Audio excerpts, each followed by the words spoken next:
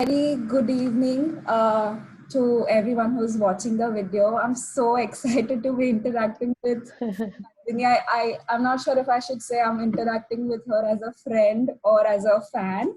But No, as a friend, please. I studied with Hetal. For all of you who, one second, yeah. Actually, I try to share it so I can also hear what's happening. Okay, I have to turn your audio. Just 1 second, I'll share it. Huh? Yeah. Okay, no idea how to do it. Okay, this one is done. Share.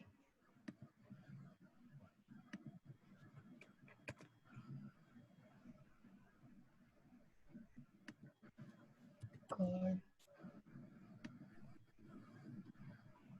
Okay, fine. Let's just start. I'll do it around. Yeah. So, hello everyone again. All of you know that Nandini is an excellent violinist and she performs both Hindustani classical and fusion. She is a part of Sakhi, which is an all-girl band formed by my favorite Kaushiki Chakravarti ji. She is the daughter of Dr. Nandini Shankar and granddaughter of Padma Bhushan Dr. N. Raju. And if you have already not checked her videos out on YouTube, I highly recommend you watch all her videos. She has done a fabulous job. My personal favorite is the Kapi dance, which is done along with Mahesh Raghavan. So Thank you. thank you, Nandini, for doing this live conversation with me. So tell me, how are you? How have you been, and how are you spending your time in lockdown? So firstly, Hetal, for everybody who's watching, is my college friend. We were in the same college in 11th standard and 12th standard. And I was so happy to hear from her that she wants to talk to me and go live. So my first response was, yeah, sure, why not? So as far as the lockdown, I mean, it's quite long now, I think. But yeah, just 1 second. I think I finally figured it out. Yeah. So it's the lockdown has been quite long, but I've been productive and so March was something that was really chilled out. I decided that it's a nice break, and I'd been traveling for so much time before that. So March I was resting, relaxing, learning new things. April I did a lot of stuff, and May was again more of introspection and riyas and working on my skills. And Yeah. June, I don't know. Again, this is probably the second time I'm already going live in the month. So it's been a good mix. Sometimes I really yearn for going out, because right now in Mumbai, you can't even go out for a walk, only to buy essentials or something like that. And it's been already 2.5 months. So my heart really wants fresh air and a walk in nature. Not that we have too much Mumbai, but still. Right. But other than that, good. Yeah, I've started some new things. I started a form of Kriya meditation, yoga. I've been reading books and practicing a lot, working on a lot of new projects, which I hope releases once all this is over. Right. So you save all. How is it for you? It's going good. Work has not changed. It's the same. But I've been cooking a lot. I've done this paint. I've been painting a lot. That painting is beautiful, by the way. Thank you. You cook every day? I try to, yeah. So in our house, it's very evenly distributed. So once in 3 days, I cook. Wow. So that's also And then your sister and then your mother. Yeah, that's how it is. Good. So Nandini, tell me, why did you decide to do a CA? Did you already know that you wanted to pursue music as your career? If not, then why did you have to do a CA? Because it's like a 5-year long commitment, and it's so hard to strike that balance. So why? Right. So actually, I didn't plan so much of it. Yeah, कि ये करना है, वो करना है. It all just happened. But to give you a little bit of background as to what led to what and how I made those decisions. So I was always very good in studies, not due to some spectacular hard work I did, but it just used to come easily. And so in 10th standard, I topped my school. Okay. And after that, there was a question of, okay, science, commerce, or arts, you know. So I thought that if I take up science, then I will have to prepare for colleges like IIT, etc., etc., because I wanted to do engineering. So then we decided that, that will take up a lot of time because college and classes and all of that put together will not leave me any time for practice. So I took commerce. And how CA? Because okay, we were like, okay, she studies well, so what's the best possible qualification that she can have given the fact that we have opted for commerce? So chartered accountancy was the natural option. I had no idea what it entailed. I had no idea that there was something as grueling as articleship, you know, or those exams. And the first, yeah, you know how it is, you've gone through. And the first year, I absolutely enjoyed it. Okay, the entrance test was good fun, and even the intermediate, it was called IPCC back then for us. Even that was fun because all of us friends used to discuss and study together and chill together. It was pretty good, I enjoyed. But once articleship started, then it's a work commitment of almost every day, along with college and classes and practice and concert. Those 3 years were quite difficult for me, actually, to be honest. Very stressful more than anything else. And I didn't realize it. I realized the amount of stress I was taking until I reached the moment where I chose one. When the stress was lifted off my shoulders, like when I decided to pursue music full time, when the stress was lifted off my shoulders, I realized, okay, I was living under so much stress because you know how tough it is, and it is difficult to manage. But I think all the years that I put in music before that helped me, so to say, to at least maintain the level at which I was. Growth, I don't know how much you can grow in music while pursuing chartered accountancy, but definitely you can maintain the level that has already been uh, created. And what happened after that is, after chartered accountancy, I was very confused. Should I take up a job? Should I not take up a job? There was one school of thought saying, you've studied so much, worked so hard, gotten your qualification, might as well use it. Another school of thought saying that you've spent so many years in music, take that up full time. So I anyway did take up a job, and I thought I would balance both. But in 6 months, I realized that. So for a person like me, okay, so like I say for a person like me because I'm very spontaneous. I don't plan things in advance. I never have. So uh, one profession becomes the excuse for the other profession not happening, and both stay at a level. I mean, if you were only in one, you would grow because you're not giving yourself any excuses then, right? And there's no space left for spontaneity, creativity, doing things because you feel like it, and all of that. And my office was very supportive. I worked with Kotak Wealth, and they were extremely sweet, very supportive. They were helping me pursue both. But somewhere I felt that, let me just go full time into music.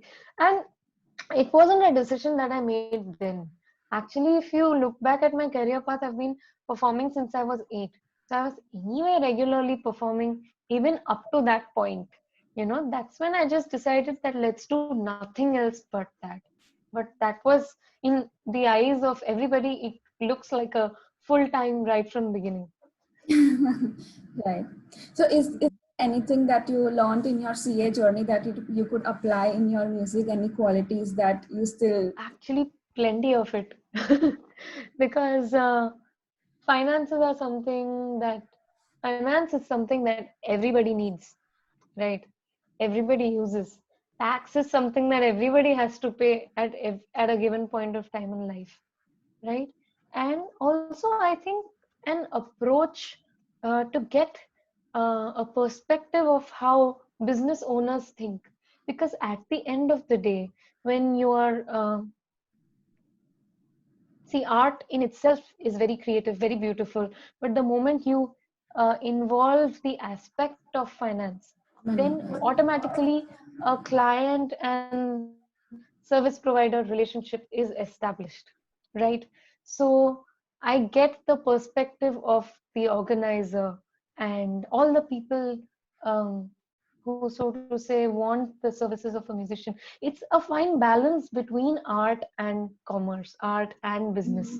Art for art's sake can be done without commerce, but then I think that perspective, for me to understand how they think, how they function, and how best I can, contribute in my own way to that. I think that's a perspective that no other form of education would have given me. And I haven't closed my doors to chartered accountancy forever. Who knows, maybe 5, 6 years down the line, if I find some opportunity that is interesting to me and can use that part of intellect that I have honed with much hard work, if I can use that, then why not? Okay. Um, so when I started learning music about a year and a half ago, I had this question that what is the right age, or is there a right age to start learning music? So what are your thoughts on this? When should a person start learning music?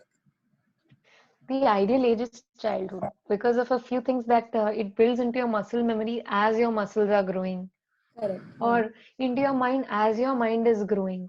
So we all know that the things that we learned in childhood we never forget, right? But also, having said that, speed of learning, a child picks up fast, in my opinion. In my opinion, I could be Right. wrong. Yeah. Scientists might say different things, but in my opinion, a child is not afraid of making mistakes. They don't feel Correct. bad. Correct. Their Correct. ego is not hurt. They don't have anything called an ego. Oh no, I did this wrong. They don't. They don't They're attack not scared. themselves. Yeah. And To make mistakes. as Correct. yeah, as adults, we do it so much. No, I mean, nobody is immune to that because maybe that's how the society lives. That everything has to be perfect and immaculate, whereas a child doesn't have that thought. So if he or she makes a mistake, the child just tries again and again and again. There's no bar to the number of times a child tries because they don't give up. You know of course, they might get bored. That's a very different thing. Okay, True. that can be managed if you know how to manage a child. But the moment you cross a certain age, once you become 18, 20, you become much more aware about the world and everything. The There comes a point when you become extremely self-critical, which is in a way also good for your growth, but also an impediment to how fast you can learn new things. Correct. Because creativity is formed out of mistakes. True. I agree. Yeah. So Yeah. you can start whenever. Just be okay with, if you're slow, be okay with it. If you're fast, be okay with it. Just enjoy the journey.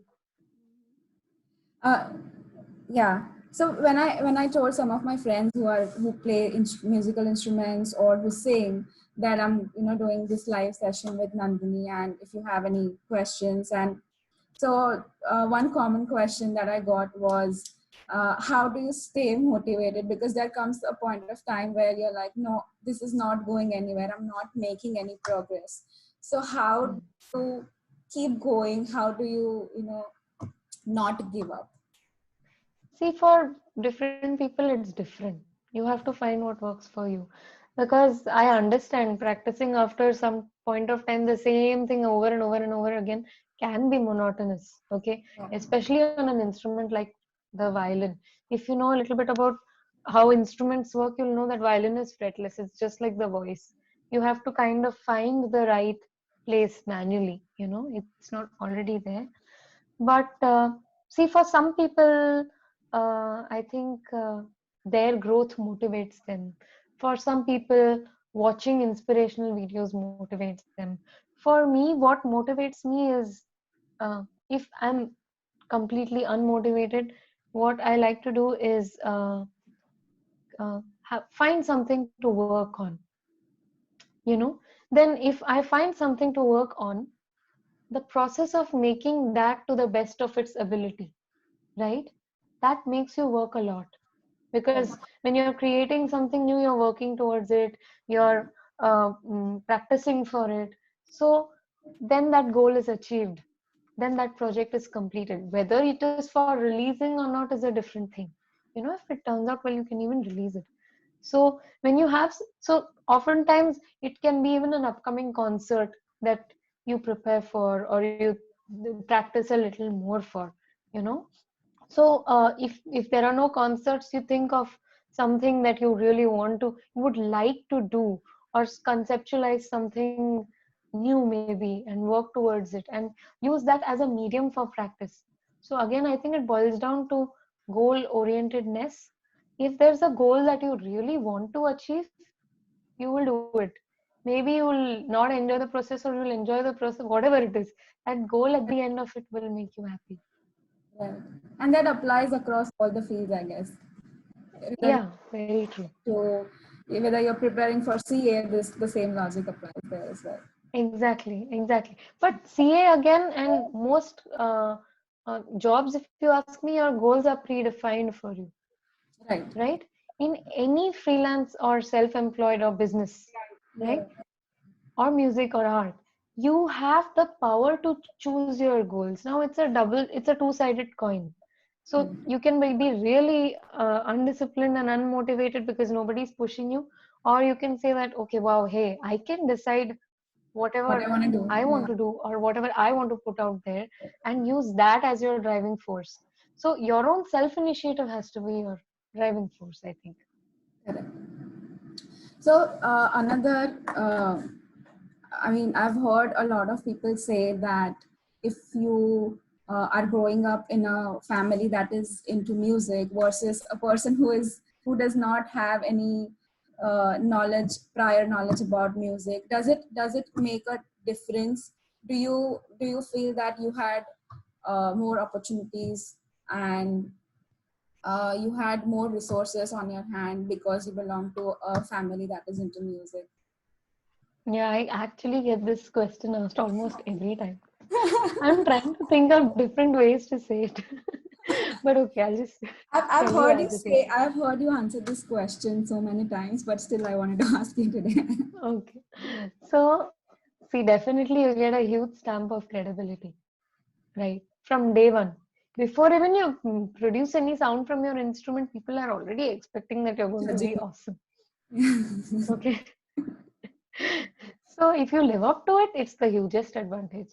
If you don't live up to it, it's actually a disadvantage, because you not only ruin your own future, but you also indirectly affect the reputation of the family that you come from.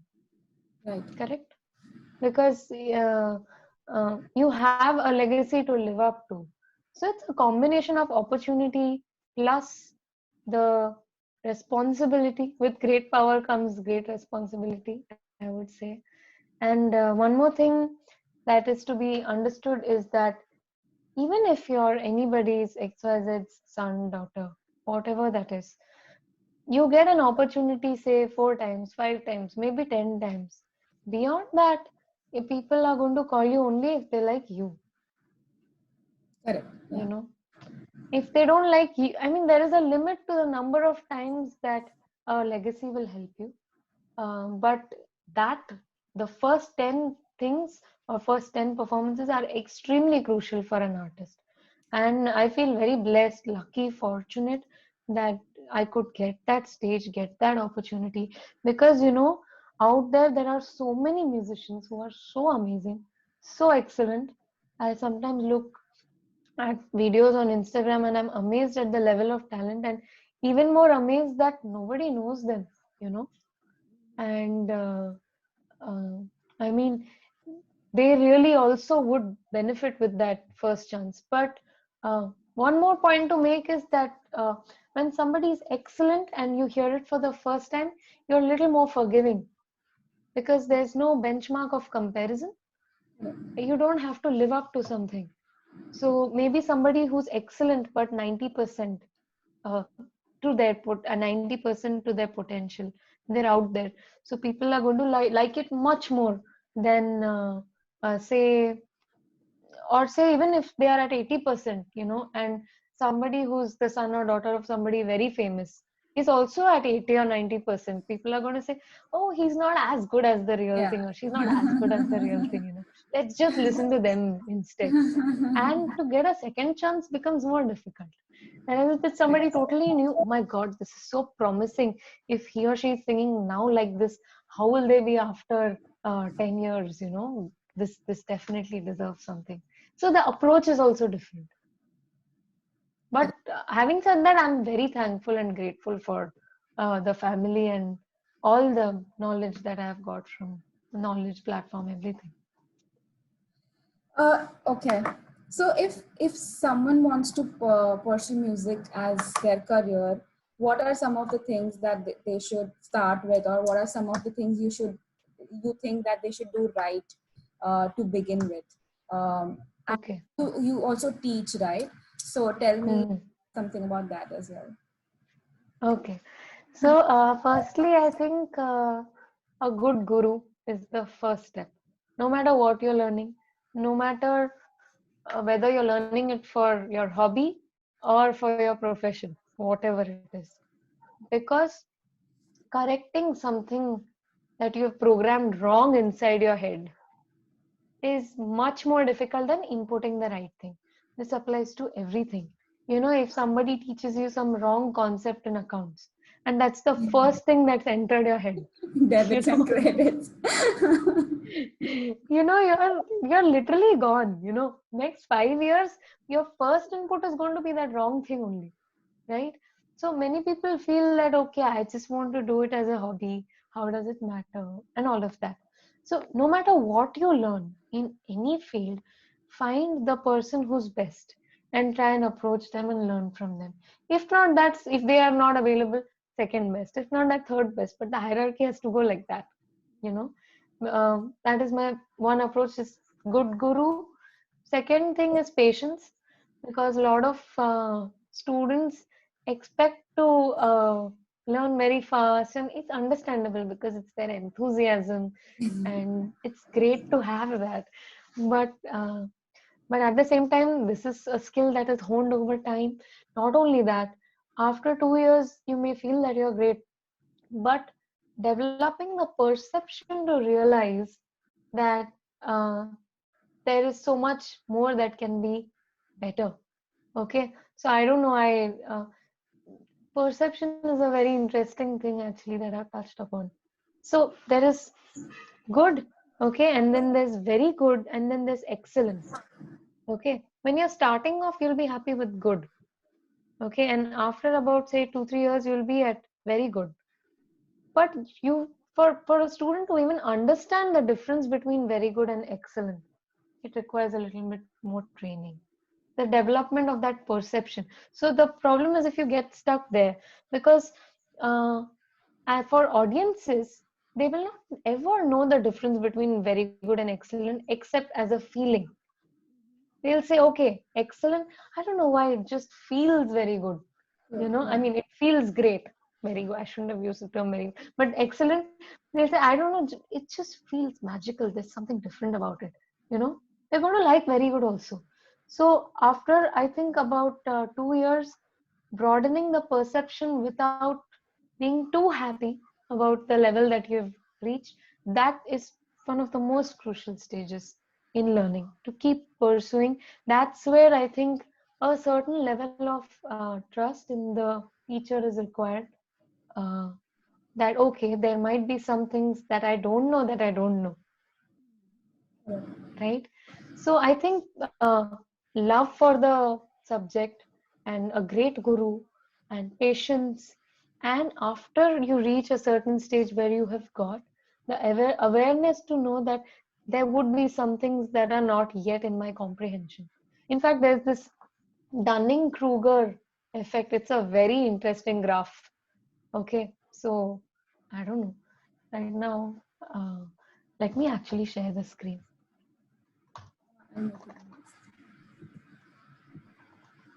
Am I allowed to share screen? Yeah, Yeah, now, I yeah, can. now.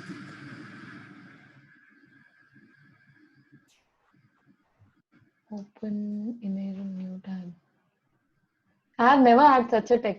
See, the thing is, when I talk to somebody like you and I know with the CA background, I can actually explain things with graphs. I would never do this with a musician. Like, never. Okay. Can you see this? Yes, Yeah. So, what I'm talking about is, can you see my mouse also or not? yes, yes. I can. Yeah. So, this is the first 2 years, okay? Like this, when you start first, your confidence is an all-time low and you're extremely ignorant because this is your competence on your x-axis and this is your confidence, okay? Then when you've learned, say, about little bit, you become so happy that you reach Mount Stupid. Open. Okay, this is the time after you clear IPCC. Okay, I would say this was CPT. I would say CPT because CP. it's Yeah. multiple choice. Then as you start getting more knowledge, you realize how little you know. So gradually you reach the valley of despair. Like, oh no, मुझे तो कुछ नहीं आता. यहाँ तक जाना है. Such a long journey, and Right. that's all I know. Right? Then as your competence and knowledge increases, you reach the slope of enlightenment and plateau of sustainability. So I think students are fine here. They are fine here. This is dangerous. This is where most people. Overconfidence. Yeah. It's not, you can't even say overconfidence. They just don't know that there is so much more to be covered Correct. Hmm. because they don't have the perception Hmm. of this. It's not their fault. Their perception of greatness is this on the knowledge scale, you know? So, What do you think it was bridges a the very. gap between between 0 and let's say 100 on the x-axis? How does the journey look like? See, there's this, I think Malcolm Gladwell has the 10,000 hour theory. I think that's pretty much accurate. Yeah. If you spend 10,000 hours on something, practicing it the right way, under the right guidance, okay? Because if you practice it the wrong way, then of course, but like if you practice it the right way with the right guidance, I think the 10,000 hour rule is pretty good. You gain a reasonable level of mastery on anything that I think comes out to 3 hours a day for 10 years. है ना roughly Yeah, per yeah, year yeah, 1,000 होगा yeah, yeah. Wow. हाँ That's a yeah lot of time. But you have been, you started at the age of 3, so you have been practicing for like so many years now. yeah but I mean I don't know, I still feel that I have a long way to go. Yeah, I don't know, like the more I practice the more I feel that the journey is longer. you know like the more I work the more I feel that अच्छा और कितना बाकी है. So Never somewhere I ending. think, yeah, somewhere I think I really have to also enjoy it because the quest seems to be endless. I mean, I am enjoying, but after a point of time, uh, the more you realize that the journey is endless, the more deep you can go. Correct. Yeah. So where Hmm. do you get inspiration? Who are your inspirations? I know one is your favorite singer is Kaushiki Chakravarti. This is my favorite also, and love how she sings and she's so graceful. So who are your inspirations and where do you get the inspiration from? The thing is, it's Apart not from your so mother and grandmother.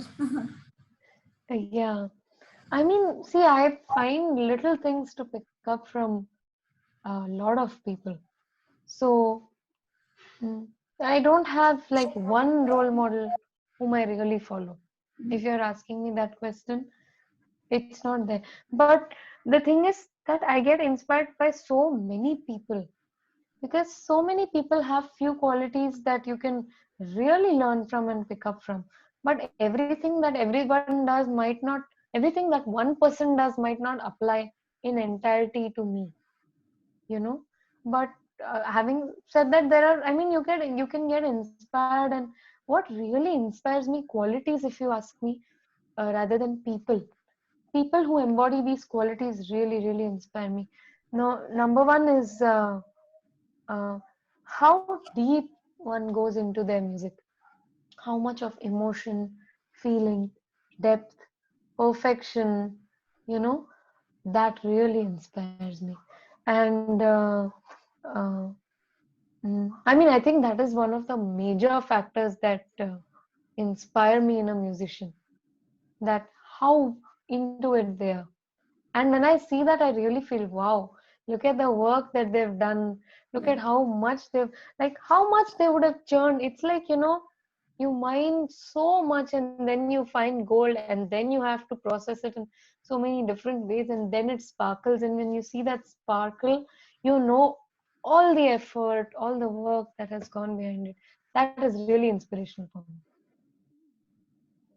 So how do you realize? How do you, are there any best practices that one should follow? Any pattern that one should follow while doing rehearsals? Uh, See, for each thing it's different. Like for vocal, it's different. For violin, it's different. Should I speak for violin or generally for music? Generally for music. Generally, if you're spending 2, 3 productive hours a day, you will see growth. Of course, if you want faster growth, you practice more. If you practice lesser than that, you'll see only maintenance. Uh, Again, I say that it's not very good to be time oriented, but rather better to be goal oriented in Riyaz. Every musician is different, right? Like some people, vocalists, if you take, some people will have to work little more on sur. Some people will have sur as in perfect pitching. Some people will have to work more on their lay. Some people will have to work more on their breath, breath control. Some people will have more work to be done on range. Everybody is born differently and has strong points and weak points.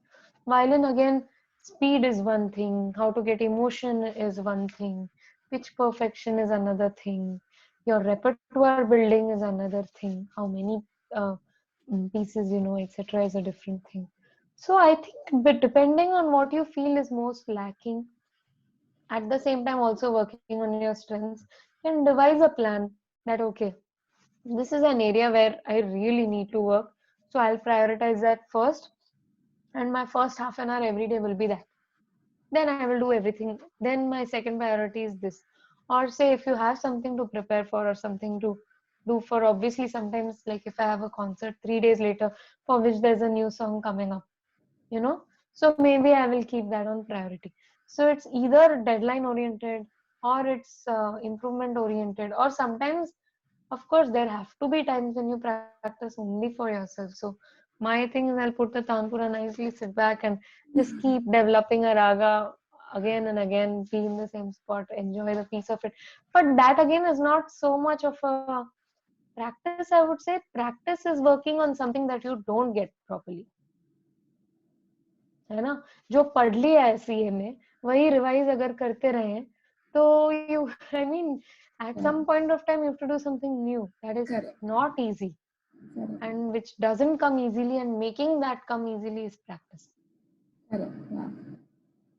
So do you think that everyone should learn music, and are there any qualities that one develops while learning music?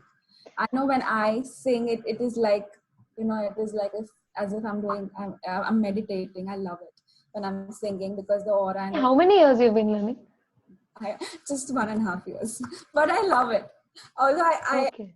cannot even sing one raga properly, but I love it. Okay, which rag you started with? I Sorry, I really started want to with Bhu, know. and then I went Okay, to Kafi, and right now I'm doing Bean Pilas. very nice, very nice. So, do you think one I should? saw your request was Bhimpalas, so I was like, okay. On my story I saw. Yes, yes, yes. So that is Yeah, yeah. the raga that I'm currently learning. And Okay. um, so, do you think there are some qualities that one develops when one is learning music? And also, how do you choose whether you learn Hindustani classical or you learn Carnatic? What decide? Or how do you decide that? What was your first question? My first question is: do you think one should learn music? Are Ha there ha any? ha. Okay. So I saw a very interesting video about how playing an instrument uses every part of the brain. I'll share it with you. Yeah, Maybe will put it in the link in the yeah. comments later for people who are watching it so far. So it says that because it involves using the right hand and the left hand together, etc., etc. So I don't know, yeah. If you want to learn, you learn. That's about it. Because see, some people, if they don't have an interest, then you should learn because of these benefits. I mean, you get what I'm saying. No, you read a book only if you like reading. You know. So if you like music, what are the benefits of learning? One, you understand what you're listening to much better. You get a better understanding. That can be a boon, it can be a curse. Because now you know what is wrong. Till yesterday, you never knew what could go wrong. बेसुरा तो कुछ समझ में नहीं आता था. Now you have That's that right. perception. So you've automatically eliminated nearly 30 to 40% of music that is out there from your enjoyment. But the good stuff will give you much more happiness and pleasure, right? So your enjoyment increases, your perception increases, perception of art in general increases, right? And you have something to go back to if you have a bad day at office or a bad day at work, school, college, whatever it is. You have something to go back to that is uniquely yours. Like even if I have a bad day, somewhere outside when I'm working, somebody said something. It's not about the music again. I can still come back, play something that I want to, and feel the peace. It's the beauty of it. You have something that is uniquely yours that you can turn to. Oftentimes, when people are very low, what they really need is a sense of purpose. So, a sense of purpose can really bring you out of anything that brings you down in life. So, this can be that sense of purpose when nothing else is giving you happiness, because you're growing in something, you're learning something new, and it's enjoyable. You like doing it. So for all these reasons, I think if you like it and if you're inclined towards it, you should learn. Otherwise, see, for somebody who can't even sing Saregama Padhanisa and tune, I'm not saying that it's wrong. Oh, how can you not even sing? But there are genuinely some people who are not born with that kind of. Uh, they cannot recognize pitch. Right. Okay, whatever, no matter what they do. Yeah. So there's no point in making them learn. As long as they enjoy music and can derive happiness from it, that itself is too much. If you make that kind of a person learn music, then it's actually a disservice to them because they'll feel small when they don't have to. They might be so talented in something else. That that thing, wo jo beej, it's a very basic thing. God sends in some people, doesn't send in some people. But even in those whom He doesn't send, they can still enjoy music beautifully. You know. So I wouldn't say that everybody should learn, but maybe everybody can get an understanding of how it works and develop a trained listening ear, know what's going on in a performance, maybe not sing it or perform it yourself, but gain enough understanding to know acha kya chal raha hai, what are they doing, not just classical, anything. Okay, this is called a beat, this is a song, this is the verse or chorus, और यहाँ पे आलाप चल रहा है, यहाँ पे तान चल रहा है. इतना अगर understanding हो जाए, your own musical experience will be much greater of listening and enjoying music. Long Uh, answer. also, how do you choose Hindustani classical or Carnatic? If you have Oh yeah. zero knowledge about any or both, yeah. Yeah, I didn't choose. And if anybody wants to choose, I say go to YouTube, play a few Hindustani clips, play a few Carnatic clips. Firstly, ask a musician before playing the clips for good clips. True. Assuming you're a total beginner, if you land on wrong clips, that can also influence your decision, right? Right. So, or maybe go for the really names that are noted for authenticity and all of that. See enough of both, do your research, whichever resonates with you more, go for that. No one is superior to the other. Yeah. So we have a question from someone on Facebook. How important and how much time do you spend on listening others? Okay. Listening is very, very important, extremely important. I think every student must listen. In fact, I'm faculty at Whistling Woods International, which is Subhash Ghai's film school, and sometimes I help them with their compositions. And I see a marked difference in students who compose after listening and students who just compose. Because for any kind of expression to come out of you, first there needs to be a musical input, right? You cannot be born with, of course there are people who are born with lots of ideas, but even the child prodigies, you'll always listen to them talking a lot about people who they listen to, musicians who they uh, got ideas from, were inspired by, and who really moved them.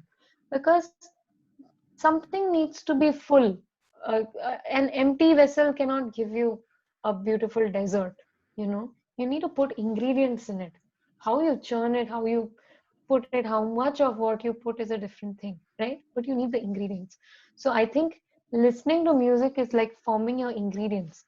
And this is not only if you want to compose or you want to improvise. Like classical music, we improvise a lot, and composition, you compose a lot. But say, even in the case of Western classical musicians, where they don't compose or improvise, but they mainly execute the phrases, right? Even in those cases, how somebody has executed it, how has somebody else executed it, how different is it? So your mind and your perspective opens up on a different level just by virtue of listening to a lot. But knowing what to listen to is important. So the more you listen, the more your perception again expands and improves. And especially in Indian classical music, listening is very, very, very, very helpful, extremely helpful. So tell us something more about Sakhi. What do you do, and are there any concerts coming up after this lockdown? Of course, tell us more about the band. Right. So, after the lockdown, nobody knows what's happening, especially concerts, True. Yeah. you know. But, I think now it's been nearly 5, 6 years, I think. 2015 January was our first concert, and we started speaking about 6 months before that, 2014. So it's almost 5.5 to 6 years since we formed the band, and I really understand what they say when they say that a band progresses and evolves over time. Because now the six of us are so comfortable with each other. We're so honed in with each other. And the creative process is so fulfilling and so nice. And the best part is that even though we are six girls, and of course our manager, Megodipa, and sometimes we have a guest artist also. Like whenever we get together, there's such a spirit of collaboration and unity, and all of us. I mean, I think just like you have corporate culture in corporate firms, I think there's a band values. I don't know if it's a term, but it can be coined. All of us collectively, we place the sound of the band, we give that higher priority than our individual sounds. There have been countless times where I've said that, okay, or where Kaushiki Di has said, no, there is too much vocal in this. Or I've said, no, I don't think violin really goes here. So that approach of unity and placing the musical interest at the Oh, topmost yeah. above everything else, that helps us to be very good friends. And we keep chatting on the group, sharing stuff, and it's such a pleasure. And the thing is, once we start chatting, we don't stop. I don't know if you caught the live that we did with Sakhi. It was at the beginning of the lockdown, but once I think that was the day that the PM was going to address the country. So we had to end because the PM was going to address the country. Otherwise, I Listen don't to know how another long. extension of lockdown. Yeah, no, I think it was the very first Janata The curfew or first one. lockdown. Okay. Yeah, I think it was in March. Okay. March. Hmm. So the thing is, when we get together, also that talking is so extensive, we get inspired by each other so much. And sometimes I really miss it also. We have day-long rehearsals, and especially when we came to the US for a tour, between two concerts, so concerts used to happen only in weekends. Between Monday and Friday, we used to sit down together the whole day, make compositions, eat food, crack jokes, laugh, sightsee, and like a lot of creativity, bubbling, buzzing. And I think that kind of time is so important for a band. And of course, nothing to say about Kaushiki Di. Like she's one of the sweetest people, and at the same time, she's very, very determined and very, very smart also, and an excellent musician that she is. She also continuously, uh, uh, I think when you work with somebody else is anybody else, you're automatically broadening your horizon. You're going a little outside your comfort zone because you're also factoring in what they bring to the table. Correct. So I think the collaborative process in general is very good, and I've learned so much. Yeah, I remember just by observation. right. Remember telling you how excited I was when Kaushiki was going to come here in May, but obviously it got cancelled because of this. Yeah, But I was so excited to listen to her. yeah, yeah. She's an absolute diva. And the best thing about her is she is so inclusive. Like if there ever is a time that there is no mention of, there's no proper mention, or if they put only a photo of hers in Saki, she'll call up the organizer. She'll ensure that it's changed. Despite being at such great heights in her career, she's very inclusive. I mean, she'll talk to you just like a friend. She doesn't have any airs around her, and she's the sweetest. You'll like her when you meet her very much. Hopefully very soon. So, what as a musician, what do you live for? What do you at the, for example, I'm working in corporate, so at the end of the day, if you achieve your deadlines and you get a good sleep, so what do you live for, and what is something that you're seeking? Hmm. What Is it am I fame? Is seeking? it money? Is it anything else? See, why I chose this, I'll tell you. Because I'm somebody who likes change periodically. In my life, in my routine, I'm not very routine oriented. I know that if I take up a job, maybe 2, 3 years, I'll start finding it monotonous. But I took this up because there's travel, you meet so many people, so much creativity. So, what do I seek? I think what I seek is that the bliss that sometimes I feel when I perform should somehow get translated, and I should be able to make other people experience that. I think that is my goal of everything that I do. That the joy that is possible is to in whatever way I can. Maybe sometimes through fusion, sometimes through classical, whatever. In fact, now I posted a video of some half an hour of Vilambit in Jog. I mean, Yeah. I didn't normally Vilambit does not get so much of a response, on social media at least now. But I got such a good response, and I was so happy because it's one of the things that I enjoy the most. So I feel that spreading musical joy is what I really like. My current quest is for excellence and perfection. uh, I think it's going to be lifelong, honestly. But that's my quest. I don't think, at least at this stage in life, I don't know. So again, I'm also a person who adapts to new things. So maybe what I say today might not be relevant 5, 6 years later, depending on what my life experience throws at me. But at least what I feel is that there's not too much of a point in having 5 to 6 year goals in terms of fame and money. That okay, I want X subscribers, or I want X reputation, or I want XYZ amount of money. Because in a field like music, it's not entirely in your hands. So if you attach too much importance to something that is not in your hands, you're going to be unhappy. But my excellence, my perfection, and that is in my hands. That is as to how much I Right. practice, how hard Right. I work.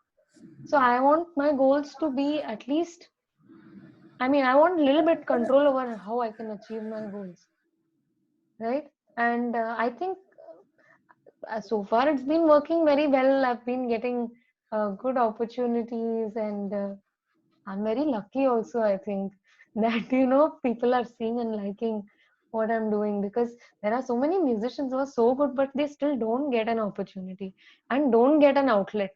And I realize that, and it's my personal belief that the best of the best musicians don't get the best of the best fame and popularity. I have noticed that, right? They don't reach the absolute pinnacle. Of course, there are exceptions. There are some greats which nobody can match, and they're famous. But as a general thing, so I acknowledge and recognize the fact that there are whatever small audience that I have, they're listening, and I'm very grateful for that. But at the same time, I cannot afford to make it my goal, because if I have goals, it's not in my control. So my goal as a musician for the audience is to make them feel the joy, and for myself as a musician is to try and expand my potential and reach further and further and further and further. Wow. Okay, on that note, what if you had to mention just one quality that a musician must have, then what would be that? I think passion or commitment or persistence, these are all different words for the same thing. Okay. Love for what you do, that's the most important, because there are going to be times when you get dejected. As in every profession, there are negatives in music as well. I won't say there's nothing negative, right? So that time only your love for your what you do will keep you going. Nothing else. The your aim, your goal will keep you will keep you grounded. Your musical aim or your musical goal will keep you in it and want you to improve and do better. And I do believe that every musician has to practice and has scope for improvement, no matter what the stature. In fact, I mean, sometimes I hear the greatest of musicians say, that, and they are old, they're in the 70s, the 80s, and they say, this journey is endless, I'm still a student. Wow. That's what they say. So I think the one thing that's really, maybe commitment sums it up. Commitment to your music is what is really required. We have another question on Facebook. Nandini ji, which is Okay. your favorite raga? Which is my favorite rag?